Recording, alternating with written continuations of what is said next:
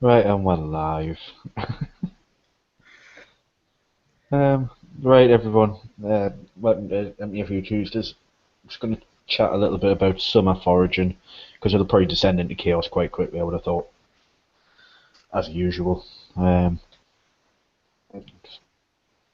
hang on, need to pause me feed. Right,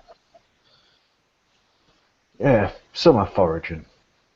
Um, I don't know, see, because this is one of the difficult ones because we all live in different parts of the country, so everything's coming out at different times. Well, you could have introduced us, like. No, well, everyone knows who you are.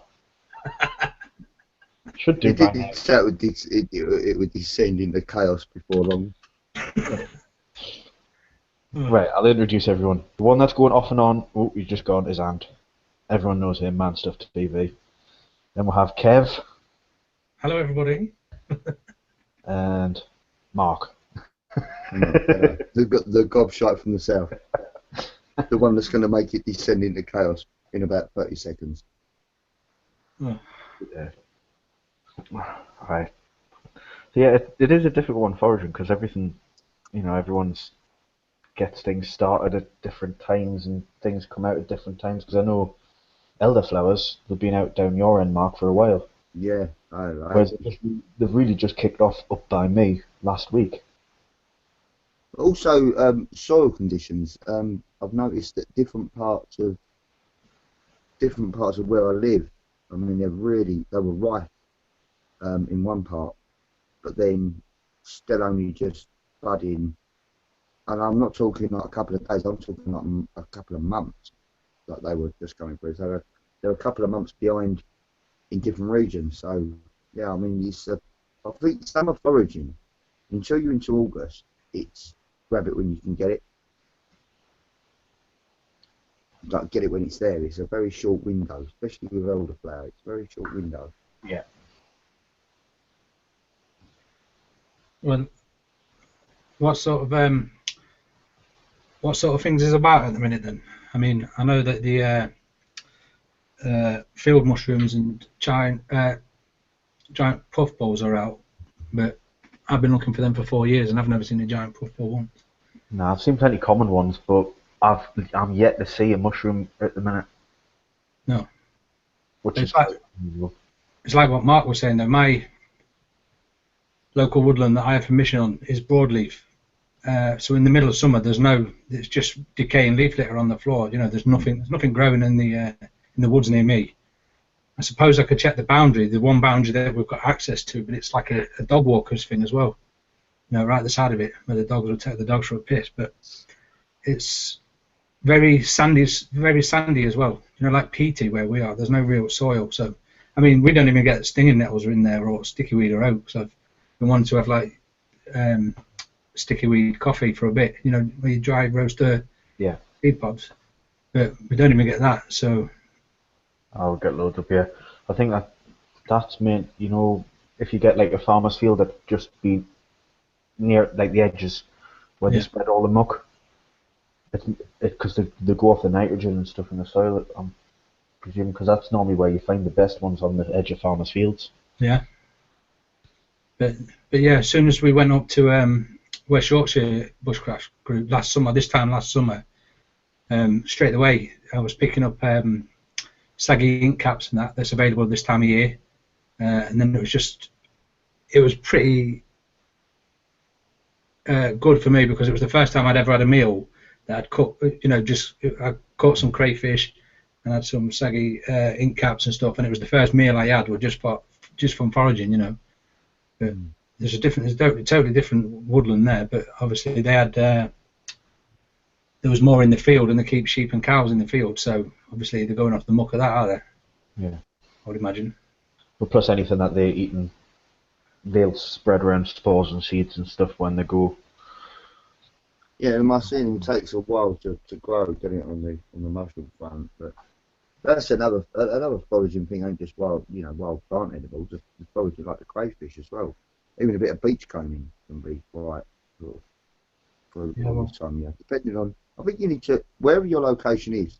I think it's down to the person. We can put suggestions in there, but it's also down to the person listening that wants to do it. Yeah. Find out what their ecosystem is, what's growing in their local. Because where I am, I can't get ramsons. They just don't grow where I am at all. I have to go further south to sort of Portsmouth area or up a little bit further up to Chelmsford. But for some reason, where I am, I don't know whether it's like alkaline soil or, you know, wherever it is, they just do not grow. So I can't get ramson where I am. So it's all about where you are as to what. And we could talk all night about what we get in our local area. But Yeah, but I just wanted to summarise some things that are available that, you know, over the country at this time of year. I'll tell you what would be interesting task is if we could get maybe people to put, after the video's uploaded, put suggestions in the comment section below as to what part of the country they're in and what sort of things they're finding, so we can get some sort of topographical map that we can maybe revisit in a couple of months' time. What's he doing? It's like the Terminator. Yeah. Way, we can hear you. Way. But maybe, you know, get some sort of map going as to what people are finding in what areas. That might be quite interesting for people, because if we go on camps, we know what's about and what to look for. Actually, Fuck it, Mark, that's actually quite scientific for you. Fuck it, what's going on? You read a book? No, yeah, I chewed up a dictionary this morning. No, I'm normally full of good ideas. It's just I'm 9/10 pissed to get them out. So. yeah, 2 seconds. I'm just quickly trying to flick through some of my books. I got to say, Mark, that's actually a really, really good idea. Yeah, getting people to, well, I don't know, go on the MTFU or something, maybe. And do it on there. And it's not just that. It will give people an idea where people are close by are living as well, and then, you know, there's an option for two people that's close to go out camping together. Well, the thing as well is that a little while back, probably about, I don't know, probably about 8, 9 months ago, as the MTFU started growing, like gaining speed, me and Bruce and a few others started coming up with these ideas of getting sort of audience participation and member participation, and it just doesn't seem to have kicked off where people are getting involved in the group and saying, look, you know, come here, I've got permission here, you're welcome here, or, you know, this is what I'm finding here. We need a part of the group or part of the page where we can put things like, you know, we found hawthorn at such and such a place, or we found St George's mushrooms at such and such a place. So that if people are local, and only obviously take what you need, and, you know, take only memories, leave only footprints. The Facebook thing though, Mark, for the maps. Didn't we not start something off about maps to put where people were and stuff? We did, yes, we did, but I don't think it's going to the sort of popularity that it deserves, and it's not in the forefront of people's minds. That's the problem now. It needs to be like, all look at really. Yeah, and it goes towards. I know we're talking about foraging, but that goes towards the foraging part as well. If we could maybe isolate it in a group, or, you know, where like a Reddit, Fergs might be able to direct us on that. Get a Reddit going as to where people are finding stuff and where it is. I mean, because you could be sitting 2 miles away from a fellow bushcrafter and never to try and show me. I've met people that live 4 miles up the road from me, and I never knew what they was into, and they never knew what I was into. Just going off what's in this book, mushrooms that should be out around about now. Chanterelles, Horn of Plenty. Where are we?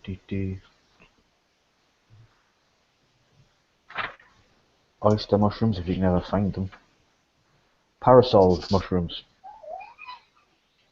Yeah, but parasols, aren't they part of the fly carrot genome? My mushroom knowledge ain't up on par at the minute.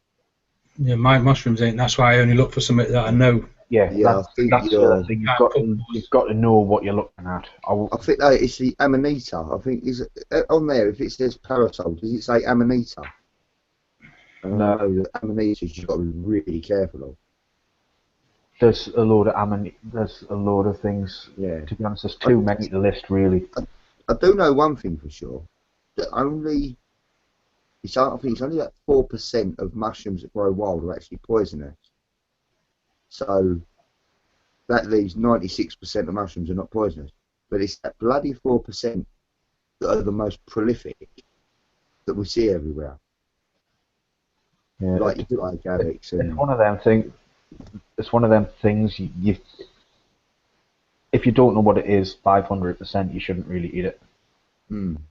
And not only that, you need to ID it, get someone else to ID it, and ID it from a book, but 2 different books as well. Oh yeah. I've heard 3 different sources. Yeah, so 3 different sources tell you that it is that. Then go for it, or you do the taste test, and you put it in your. Because you're saying about the ink caps, Kev. I know. Is it a shaggy ink cap? Yeah. You cannot drink. You shouldn't be drinking alcohol with them. No.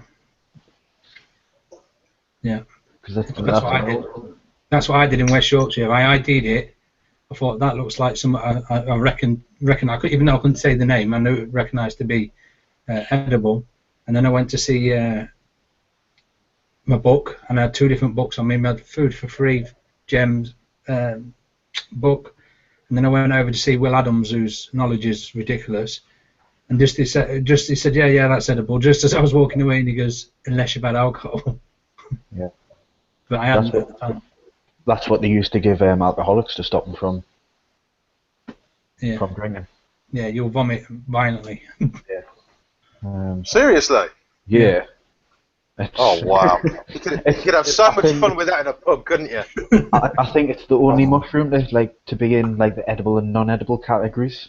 Yeah. Yeah. If you're a barman and you've got people in your pub that you really hate, that's one thing not to do. Okay. Mushroom omelette. that's a little bit like putting laxative in the tea urn. You don't like the guys you work with. That would be a brilliant one to do when it takes your camp. What are you doing, Mark? Are you showing us your penis again? No, I'm trying to get my bumhole out. No, we don't want to see the mushrooms growing on that, mate. We don't want to see the mushrooms growing on that. Hey, I've already spiked all the lads with laxatives on a camp before, anyway. I've just done the plasters up. The plasters on the site we're on. They're only like 8-week trainees, so I've been in the game near on 20 years.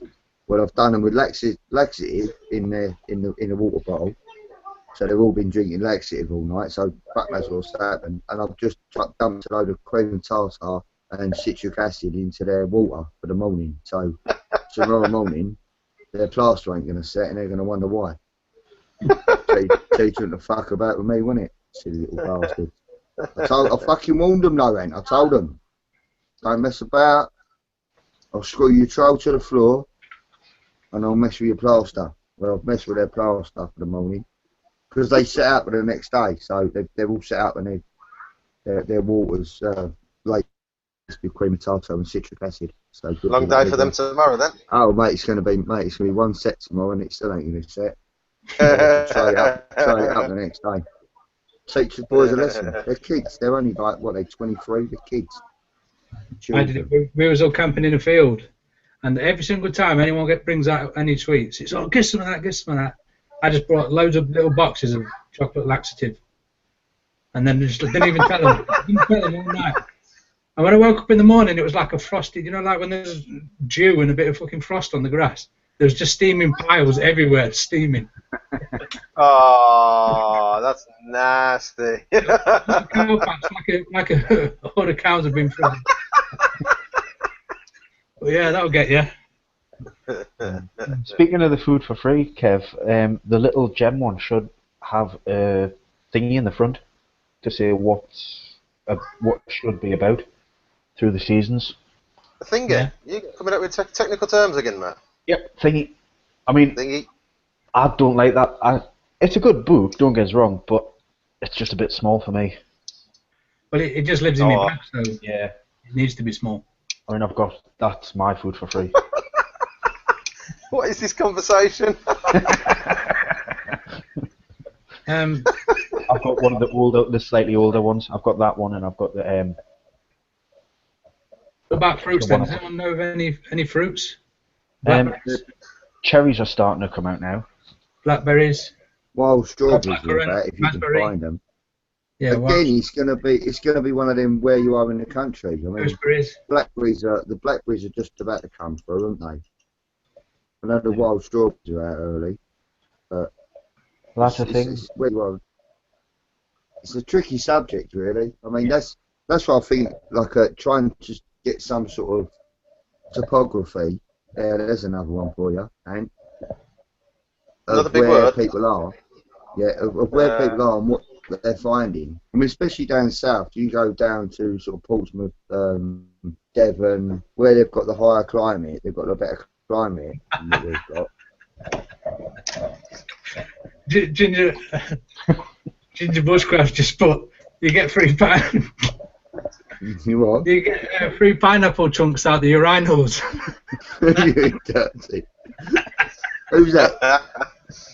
Ginger Bushcraft. Ginger Bushcraft. Oh, it's not the. No, it's not the other ginger one. No, it's not the ginger isel. No, I mean you cannot really think with it. You've got to have a good few ID books. You cannot just go off one. Some of them go far too in depth if you're just looking for foraging. Yeah. I'll tell you another good one good one that people can start off with that's easily identifiable, but it's where you pick it from. Is dandelion. With a flower, you can do a tempura batter with a flour. You use the root, the leaves, as long as the dog Of a ain't spring all over it. one though, isn't it? What's that? Sorry? I think it's all really, isn't it? Nah, they're all over the place, all the time. They go through cycles, don't Better they? tasting and better picking when it was in spring, like when it was first coming through. Well, later on in like autumn time is when you want the root, because that's when it's storing all its energy for the next year. Yeah. But yeah, spring flowers, yeah, you want really. But it's hard to find dandelion where there isn't dog walkers, because you don't really want to go picking it where there's dog walkers. Because the dogs just roam and do their do. Whatever. See what you want to do. You want to find an allotment holder that you can get chatty with, and just say, "Do you mind if I come and weed your allotment and take out everything that you need?" Yeah. Well, there was an allotment where next to where my allotment used to be. There was a guy that used to live 6 months of the year in Jamaica, and every one of the allotment owners used to moan about him because he always turned up late, turned it all over in the day. But you know, the 3 months prior to him turning up, when everyone's getting ready, sort of in the February, January, where you're putting your early like potatoes and stuff in. His plot, he had a 10-yard plot. It was a 10 rod plot, which was just like pretty much twice what I had. It was covered in them, dandelion, and they'd turn up, dig them all up. But in the meantime, all the seed. That's what they used to moan about. But I think he used to leave them on purpose so that he could come and crop them. That was his early crop. I mean, allotments are great for finding stuff like that. Because I used to have, my allotment used to be 120 foot long by 60 foot wide. That's a 10 rod, isn't it? It was massive. It was two, because they were 30 foot long, 30 foot wide. Yeah, that is a 10 rod. I only had a 5, and that was big enough for me. I mean, me and my boy done it, but that was big enough. I did it for like 5-6 years, but got too much. But to be honest, most of the time I spent down there sleeping in a chair, because I had one of them proper, the care home chairs, the big padded ones. Sharing the community in a way. Just used to sit in the shed with the blinds up. Now it never got done. Stephen over at Civil Bear Bushcraft has said it's the same with coastal foraging. The water quality should be checked first. We've sort of covered this before, haven't we? Yeah. What, the filter feeders and stuff like the way coastal foraging. Yeah. It's the same when I'm foraging down there at my local camp where I do beach camping. There's loads of samphire there, some marsh samphire. It's the same again with the dogs. We just have to sort of go where there ain't doggy footprints and pick from there, because it's actually scattered like a carpet where we go. You can't walk for not seeing it, but it's just trying to pick the best stuff that that's not got doggy footprints next to it, and hopefully it won't have a dog piss on it. Yeah. Yeah, there's a lot of samphire up near Harwich where the Radness meet is, and that's pretty much off the beaten track. I think there's actually razor clams and cockles and all sorts up there, but I've never been there. I've done the Radness meet, and that's happening at the end of this month. It's probably one of my favourites. Yeah. It's salty. It's like a salty asparagus. Yeah, so I was going to say it's part of asparagus. Could be part of the same genus, and it'll. Even though it spreads like a carpet, you're supposed to clip it. You're not supposed to pull the roots out. Yeah, because you'll kill it, wouldn't you? It's all one plant, isn't it? Yeah, well, I think that goes with everything that you take. Really, don't pull it up by the roots, unless it's something like burdock that you want the root for. Yeah, I was going to say that unless you want the bloody root out of it, burdock. But even burdock's on a 2-year cycle. Yeah, you've got to get that in the burdock. first year. Yeah, burdock flowers after the second year, don't it? So. Because that's about ready now. Mm. But you've got to find the the year-old ones, not the 2-year-old ones with the flowers. Yeah, you've got to finding them as well. Again, that's going to be like a location thing. There's loads by me. I mean, most of the ones by me are 6 foot tall now. 6 foot tall and pretty much 6 foot across. You should be getting some of them for your hand drill anyway. But they're 2-year-old as well, so I am going to harvest some of them for my hand drill.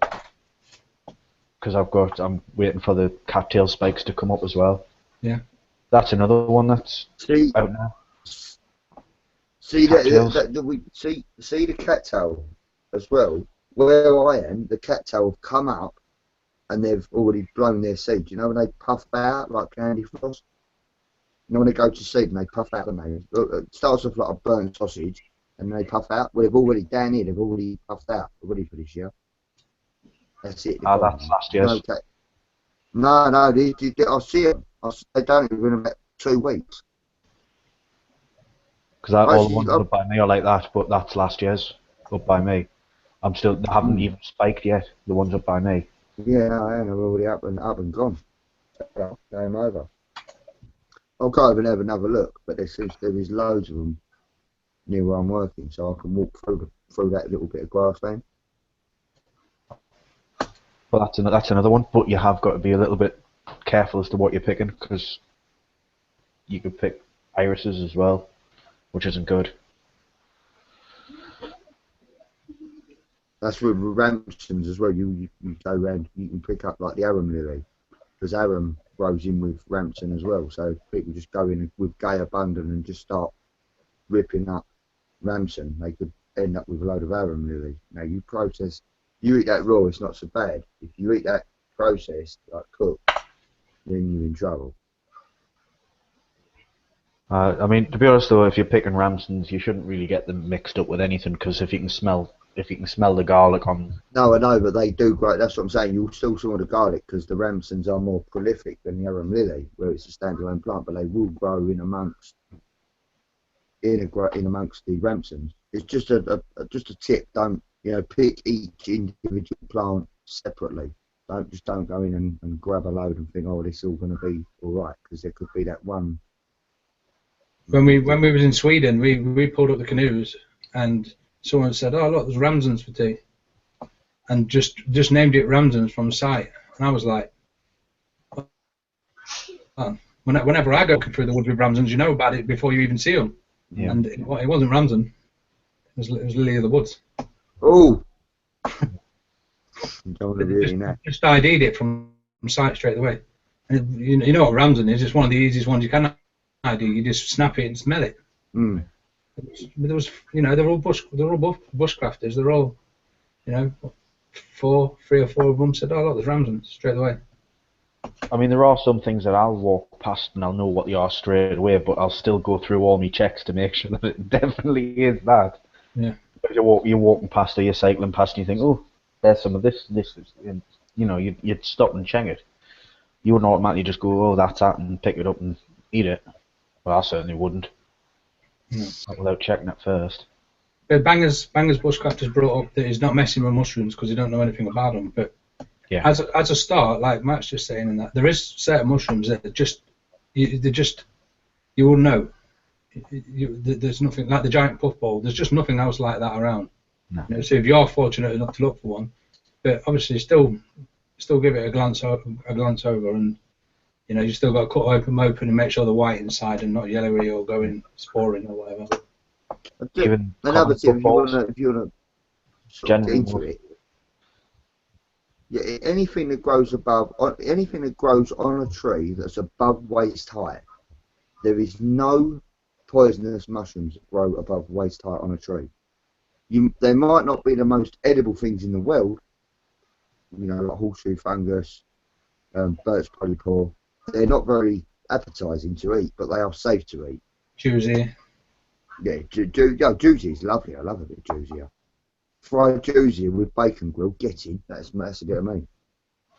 I mean, the first mushroom book that I got was actually the River Cottage one, because there's a massive key at the front of that tells you exactly what to look for on a mushroom, and it gives you the options. If it looks like this, go to this. If it looks like this, go to this. That's a good. And Yeah, it literally goes through everything. And if it's not there, it is. If it's not there, don't eat it, because they're the most common ones.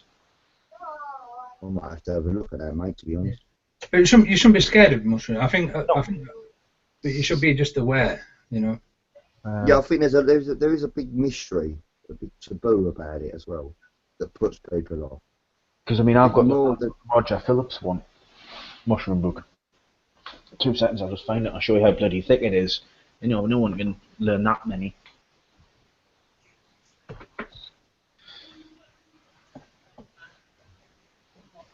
I'm going to go and grab a cigarette whilst he's grabbing it. Book at 1 minute.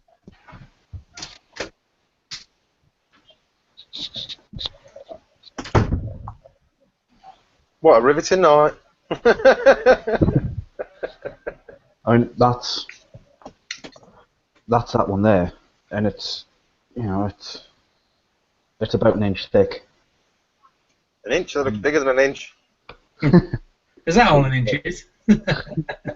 I mean, and it's literally everything's full colour photos. But even this, it says take another book. I mean, you can't really carry that around with you unless it's in a bag. No. The trouble is when I didn't really carry my books with me, is because I was always carrying a case of 20 beers. Do you know what I mean? And now I've not been drinking for so long. I seem to have got like a lot more space in my Bergen than I normally have. But I mean, it's just little things. I mean, I've got that book from me plants, and that's the same. That's got that. This is a bit more of a botanical book. Was that the one you picked up on eBay or something recently? Or? Quite a few. I've got quite a few. I mean, it's got all the different plant types and everything in, flower types and stuff, and it gives you a relatively good key as to what you're looking for. But I wouldn't just use that because the drawings are tiny.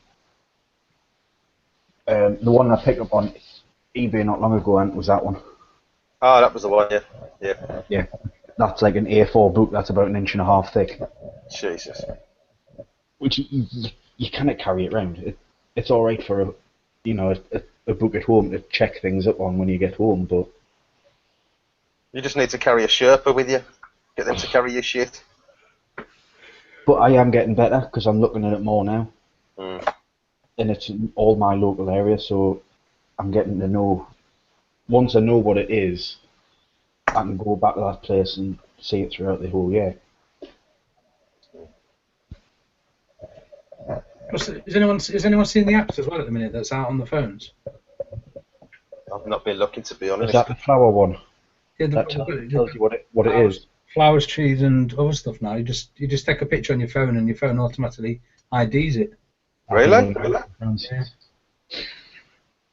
I don't know if I'd trust it, to be fair. No, I wouldn't. I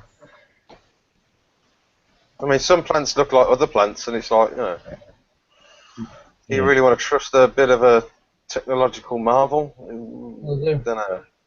It's like, I don't know, a beech tree leaf sort of looks like a cherry tree leaf, you know what I mean? With the same sort of spines and teardrop sort of shape and all that. So they're very similar, do you know what I mean? Suppose it would take a an bit of elm. testing first before you start trusting it. An elm leaf is quite similar to a hazel leaf. There's quite a few things that are very similar. Obviously, you can tell like elm through the beginning of the year because it's got the elm fruit on it. Did Mark come? Did he ditch us? I think you went for a fad. How come when he sat there it's all Because he's sat in front of the window, that's why. turn the light on the tight get. So do we know of anything else that's sort of available? What's just got out this season now is the three-cornered garlic. Three-cornered leaf. Hang on, where is it?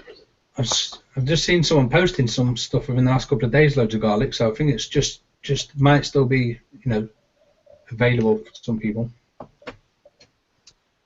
Yeah, I'm just trying to find out what it is actually called. Because that's the other thing, people in different areas know things as different things.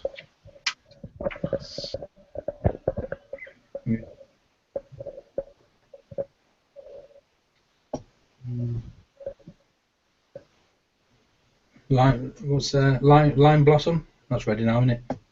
I haven't got any up here. I've got loads of fruit on the trees, but no lime blossom as of yet. No. But I think that apparently that needs a very hot summer to come out. I don't know. I'm keeping an eye on it. I've got Figs seems to do really well down south. I mean, I know Bruce has got a fig tree in his back garden, but I've seen a few growing wild, and I think figs, they don't, after the second year, you pick the previous year's fruit on a fig tree. Couldn't tell you that one. Yeah, it sort of sits on the tree for an entire year. That's what Bruce was telling me anyway. But I've seen a few fig trees about. I'm not even sure if I know. I don't even know if I could identify a fig. I know I It's could. like a really broad leaf. It almost looks like a. No, I mean the actual fruit. Do you know what it looks? Oh, a fig. It's like a small avocado, but it sits right on the stem. It's hard to explain, but it's like. Do you remember back in the 90s when everyone was wearing dummies around their neck? Yeah. It sort of looks like one of them, and the leaf looks like a fat maple leaf. If you sort of pumped up a maple leaf, it looks like that. Google it. You wouldn't computers. Google them. Fig tree leaves. But Bruce's fig tree does fantastic. I had about 4 of them last time I was around his house. They're fucking lovely. Glenn Russell's agreeing with you. He's just said it's a 2-year fruit. Fergus is saying there's wild cherries out near him. Yeah. Wild cherries out near me. I don't think they're quite ready yet. But the only thing is, they all grow next to the main road, so I won't touch them. I have to go hunting for the, That'll be fine. What? Yeah, it's not cherry's not too bad on near as long as it's not like near a motorway. Fine. If it's like an A road or something, because it's up in the air, it's alright. Well, no, these are only at head height. That's fine. That's fine. They'll be alright. Cherries will be fine. Yeah, you can do cherries. It's not like you're picking the flowers where the flowers are getting tainted by the fumes. Well, the fruit comes from the blossom, doesn't it? That's another one that people say don't harvest next to a road. The main reason for that starting was the fact that it was leaded fuel.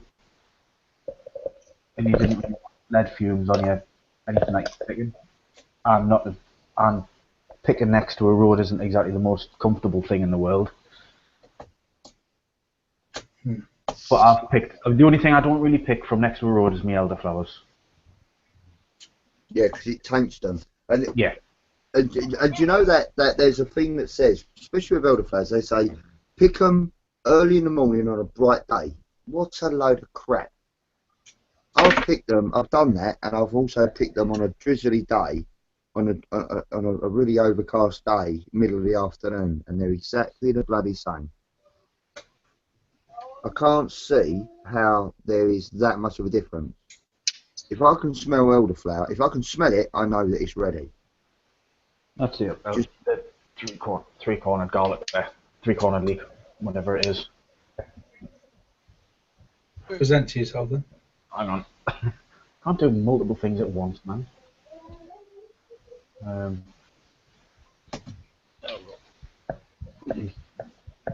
See that there looks a little bit like snowdrops, Yeah. but instead of just one. ain't that Lily of the Valley though. No, there's a few that it can be confused with. But again, that's one of the ones where if you pick it, you can smell it, and it smells like garlic. Yeah.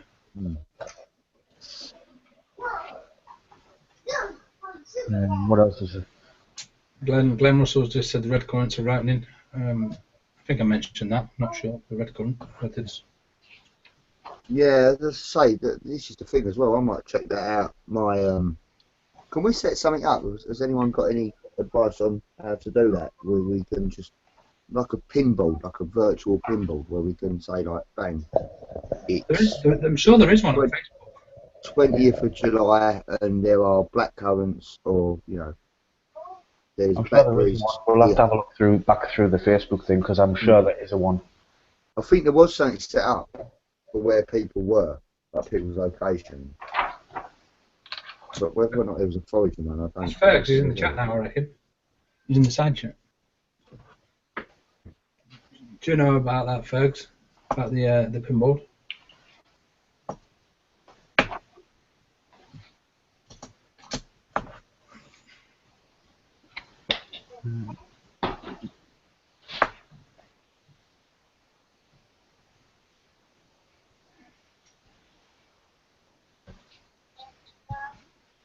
Gone dead. Dead out.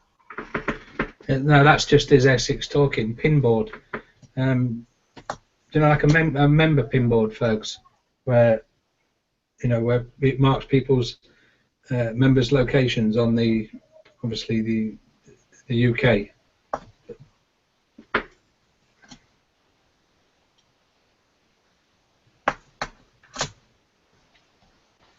Because this is a video, this is a chat that we could probably touch upon in probably about another month's time, 6 weeks' time. When we're sort of heavily into August, when everything's out. Yeah. And see where it's coming out and where it came out first, to give us a better idea of where, if we do happen to be on our summer holidays, we know that there's certain things up in certain time. Yeah. Well, we did one in spring, didn't we? So it's like we could do one for seasonal, and then obviously. Yeah, I can't wait for the autumn because there's a massive beech tree on my way to work, and it's heaving with beech mast.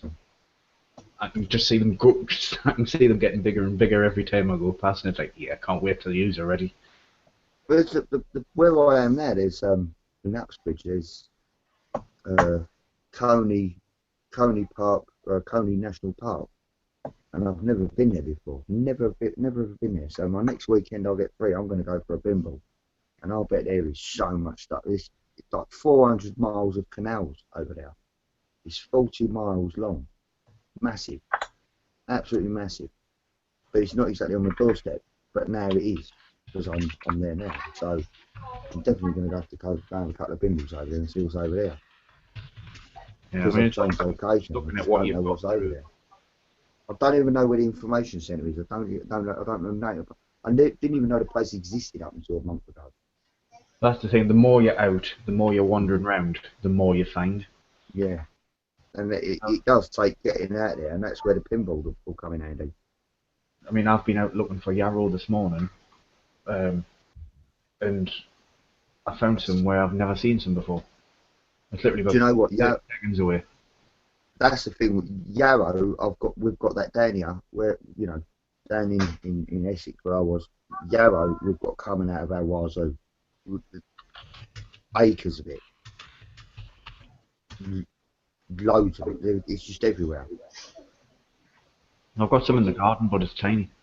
I know this is like sort of 6-7 inches tall. This stuff. Oh, these are 2 foot at least. But I've never seen it there. But then again, I haven't been looking for it.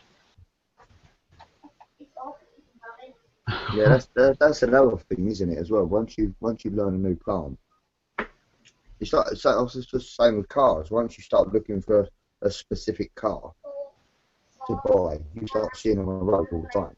But you zone in on them. You see them where you didn't see them before. I mean, it does pay to go out throughout the whole year and see what's about, Mm. because you get to know the different stages of every plant that you're looking for. That's another thing they say, isn't it? Is to know a tree, to know a plant, is to know it three different cycles of the year: summer, autumn, and winter. That's why your series. I don't know if you're going to turn that into a series, but that will make for quite an interesting series. You know, Which trees one's through the that one? seasons. Your trees through the seasons. Oh yeah, I've got To be all the summer ones to do. Yeah, to be able to identify a tree through the seasons. I mean, we all know what a London poplar looks like. We all know what a Conker tree looks like. A silver Yeah. birch, we all know what they look like. But you know, what about beech and all the other trees, maples? Yeah, no, I've just got to find time to do them really. Hmm. I mean, it won't, because it's not much difference. It's going to take about a day to do them. So I've got about 8 videos on the laptop at the minute, ready to go up. Yeah, it'd be quite an interesting body of work. I'm waiting for it to sort of come to a finale and then sort of binge watch it. But then I've got I haven't done every single one around this.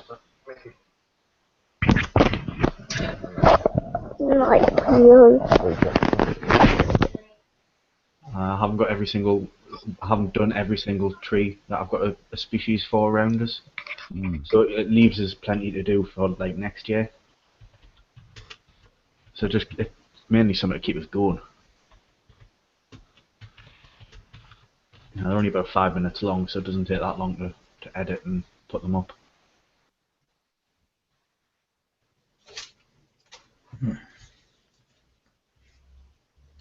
So anything else? Well, we've touched upon sort of wild floral edibles and that sort of beach combing and beach foraging, which is something I'd like to do. But about fishing wise, I mean that's sort of departing from foraging, but I suppose it's only a change in tactic as to how you forage for your food. What sort of I mean, fishing, it just depends on how bright it is. Obviously, the more you go into summer, the brighter it is. So effectively, the more stealthy you've got to be, and the fish do tend to get a bit shy. So you've got to be a bit more delicate with what you're doing.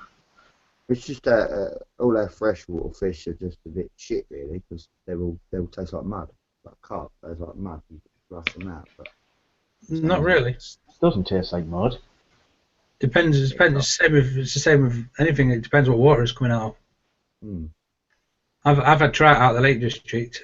Oh, you've never tasted fish like it. Say, would I eat a pike out my local canal? Would I? Fuck. Yeah, pike's notoriously bony though, isn't it as well? I'd still eat it if it was from a relatively clean source, though. But Are you telling us that you enjoy eating from the bone? a lot of the small bones will cook out if you cook them right. A lot of the small one. But in my last video, that I panaced a trout, first time I've ever done it, and there was a few little bones in there, but it didn't put off the trout. It was only a shot brought live. It was only Asda. I only prepared it. You know, I didn't even take the guts out. It was already done. I only took the fins and stuff off. Me and Bruce done a video panay of trout with the Mons 2 Ramsons and the you know when we done the days camp. That was pretty cool. That was gorgeous as well. Best bit of trout I've ever eaten. Yeah. I'm not a fan of trout. He's not a strong enough fish. I mean, today for lunch I had mackerel for this. I prefer like a stronger fish like salmon, haddock, and haddock. Yeah, more flavoursome than cod. Grant Russell, fish is nasty. Bottom feeders are pollution. Yeah. I also like my cockles, my razor clams, my oysters. Yeah, that's one thing I want to try and. I want some shellfish, me. I want some lobsters and that. Yeah, that shellfish. I love a bit of shellfish. You love a bit of shellfish. I think where I'm working at the minute, they've got one of the best shellfish bars in the well for miles around, and it's literally like a 20-yard walk from the job. So You know them fold-up crayfish traps, Kev? Have I? No, you know the fold-up ones. Yeah. I've used one of them and I've caught lobsters in them. Yeah. Where I went last year from my birthday camp, you can catch them there. But I ain't got my net. I chucked it in the bin. I brought it back from the West Yorkshire meet inside something that was wet, and I just chucked the whole bag in the bin, and it had my, my 2 nets in. Yeah. Dickhead. They're cheap enough, though, now, were they? Yeah. 4 or 5 I think it quid was a $5.99 out of the range of all the places. Yeah, they're not expensive. You've got to be careful with crayfish trapping, though, because well, that's the thing with Britain that gets them all tit. They want you to be, I suppose, it's because of otters and stuff. They want the like the aperture to be less than 2 inches, and it's got to be 6 inches higher off the bed, and stops otters getting in there and killing themselves. But you know, they know that seasonal crayfish are an epidemic, and they need getting rid of. But they put all these bloody restrictions in place where we can't just go out and annihilate the fucking thing. And they grow like a metre underneath the river bed. So whatever we take off the top, there's twice the amount coming up. I think it's to get like egg spores or anything on your net, and then you go and chuck your net in a different lake, and then all of a sudden, somewhere they didn't have a problem with crayfish is now getting a problem with crayfish. Oh, mate, it's like 87% of all riverways in England that are infected by them. They walk over land. You ain't stopping a crayfish. Your net is going to do nothing. Well, we haven't got them near me, you know. There's a couple of rivers near me that hasn't got them, and they're just keeping an eye on everything. Yeah, and they're keeping an eye on the ones that have, they're probably watching the ones that haven't got them, because they can do fuck all about the ones that have got them, because they put all this legislation in place and all these rules in place. Well, we can't do nothing. We're not even allowed. I mean, look at Carlisle. We can't even buy a canoe and go paddling down the river. I mean, surely that's got to be an open walkway. You've got to have free passage on that. You've got to have a permit to go on the river, for crying out loud.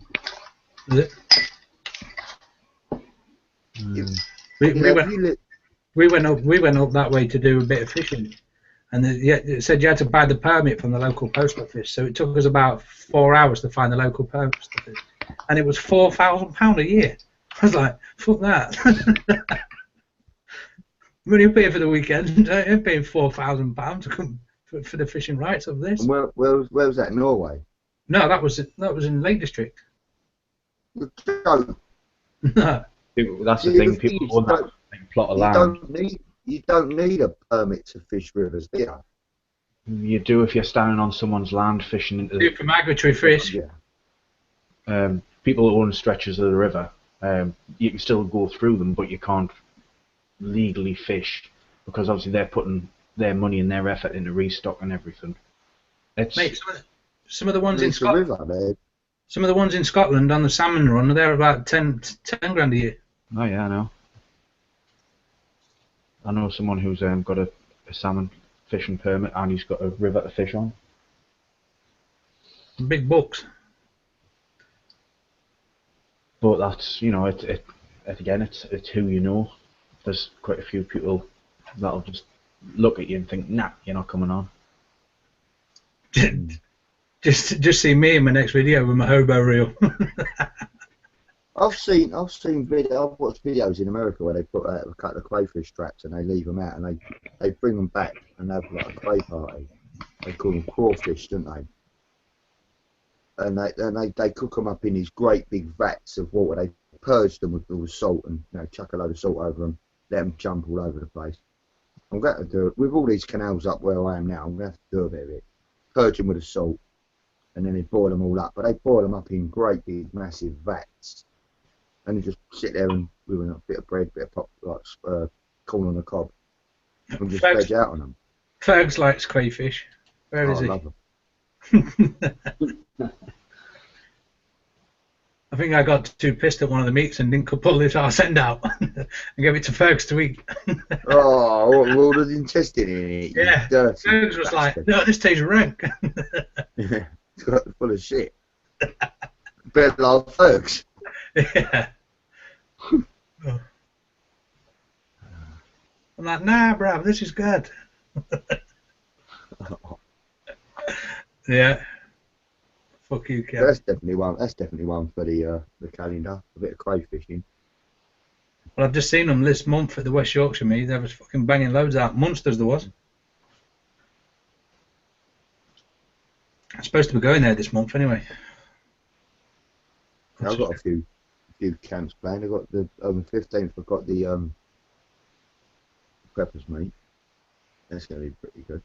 Where's and that? Then that's at Church Farm Ardley, where that little I can't say too much on here because it's public domain. But there's an interesting activity at the preppers meet. I'll WhatsApp it to you. You might have heard. But Fergus is asking coastal foraging tips. What's good and what do you need to avoid? Anything poisonous? yeah. But it's the same as the seaweed. I don't think there's anything in the British waters apart from one fish that can kill you. I think there's only one unedible fish in there. I can't remember what it's called, but you'll know it when you see it because it's ugly and spiny and all horrible. You'd think, if you've seen it, you'd think, I ain't fucking eating that. So you can't get it mixed up with too many things. I think there's only one fish. I know there's no seaweed that's poisonous in the UK waters. Yeah. There's one, but it grows that far out you'd never get to it. Yeah, so any seaweed and any fish is edible. As a side note, there are things in Jaywick, Clacton, that taste of fish that will probably be detrimental to your health. Yeah, but they come with two legs, and you didn't really want to be. Yeah, that was a bit of a dig at Bruce as well. So I'm hoping he'll watch it back later on. You bastard. Well, I think at 10 o'clock. Yeah, run over. Yeah, I mean, I didn't start till a bit later anyway, so. So I don't know if anyone's else got a what's it to do, but so points to what we're going to do. Points to the show. Try and get this pinball sorted out and let people know that. It doesn't look like Fergs has a clue what we're going on about. I've messaged him in the side chat and don't think he knows. So we'll have to have a look. There was definitely something on the Facebook page. Yeah, I know there was something where people's locations were in order to get people to link up with each other. There was something a long while ago, back in like the early days. But maybe if we can get something like that set up, if people do watch this back later on, if they know anything about it, leave it in the comments below, so we can get it set up, so we can get some sort of topography going where we know what's happening, what's going where, and what to eat. And we promise if you live near Ant, we'll not tell him your address. That's it. Take the photo.